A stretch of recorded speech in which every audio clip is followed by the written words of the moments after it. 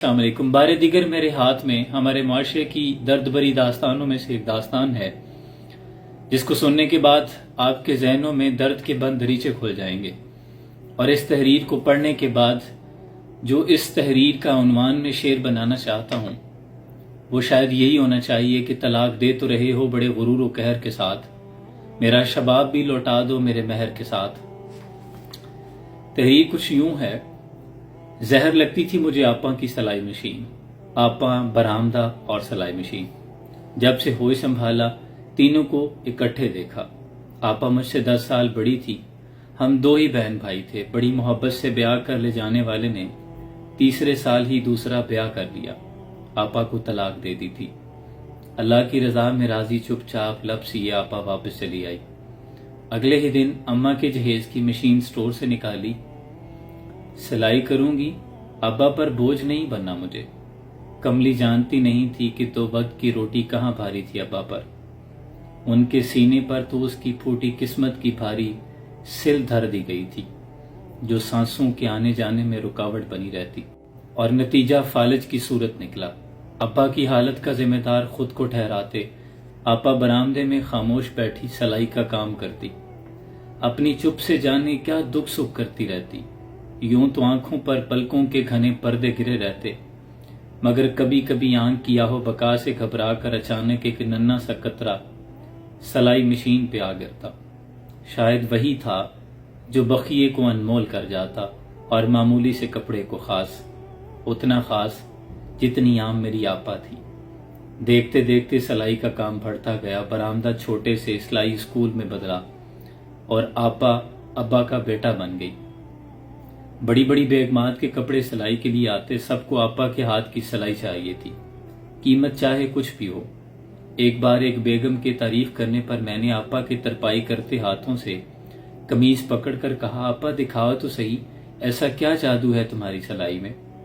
ترپائی تھی کہ انگلیوں نے روح کے پوروں سے قمیض کے دامن پر علم لکھے تھے، قطار دار قطار یوں ٹانکے بھرے تھے اینٹوں کی دیوار ہو جیسے۔ اس دیوار میں میری آپا چنوائی گئی تھی۔ ان ٹانکوں کو دیکھ کر میرا دل ڈوبنے لگا۔ اس رات میں نے پہلی بار آپا کے دکھ کو محسوس کیا۔ میں شاید بڑا ہو گیا تھا۔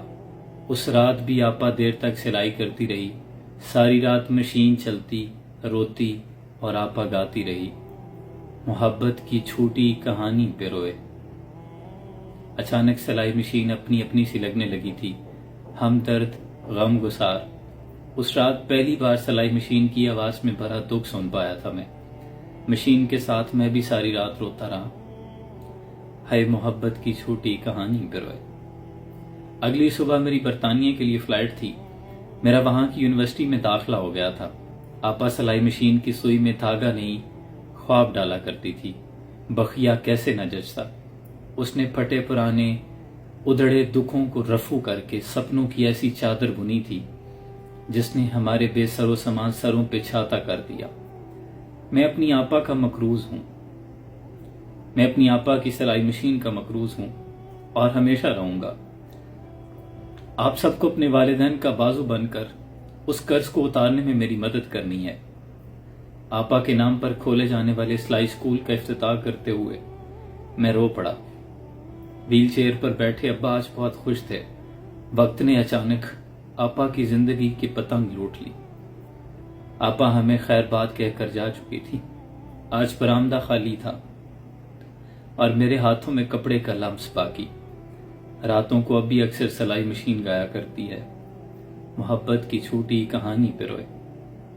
ایک کہانی مگر مسکراتی ہے، باپ سے بیٹی کی محبت کی سچی کہانی۔ اب یقیناً آپ کو میرے اس شعر کی سمجھ آ گئی ہوگی کہ طلاق دے تو رہے ہو بڑے غرور و قہر کے ساتھ، میرا شباب بھی لوٹا دو میرے مہر کے ساتھ۔ ان تمام نوجوانوں سے، ان مرد حضرات سے کہنا چاہتا ہوں جو ذرا ذرا سی لرزشوں پہ، ذرا ذرا سی گھر کی تلخیوں میں تنگ آ کر طلاق جیسا اتنا بڑا فیصلہ کر لیتے ہیں، اور اتنا بڑا دکھوں کا پہاڑ کسی پہ ٹوٹ پڑتا ہے، آپ نہیں جانتے بہنیں اور بیٹیاں کیسے رخصت کی جاتی ہیں۔ میں جانتا ہوں کلیجے کا ٹکڑا نکال کے کسی کے حوالے کرنا کتنا آسان ہے، آپ اس کو محسوس کیجئے۔ خدا کے لیے اتنے بڑے بول بولنے سے پہلے یہ سوچ لیا کریں کہ کسی کی بیٹی، کسی کے دل کا چین، کسی کی راتوں کی نیندیں تباہ ہونے والی ہیں۔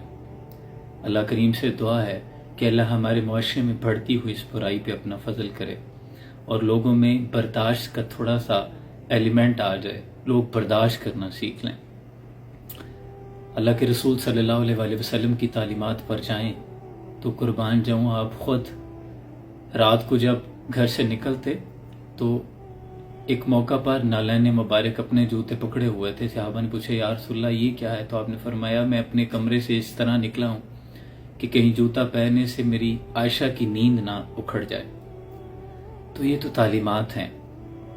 تو سرکار کی اسوہ حسنہ پہ چلتے ہوئے ہمارے گھروں میں، ہماری زندگیوں میں روشنی آ سکتی ہیں۔ لاکھوں کروڑوں درود نبی اکرم صلی اللہ علیہ وآلہ وسلم خاتم النبیین کی ذات مبارکہ پر۔ اللہ انہی کے طفیل ہماری زندگیوں میں امن و امان اور خوشیوں کا سامان کرے۔ اپنا بہت سا خیال رکھیے، مجھے دعاؤں میں یاد رکھیے گا۔ سلام پہنچے۔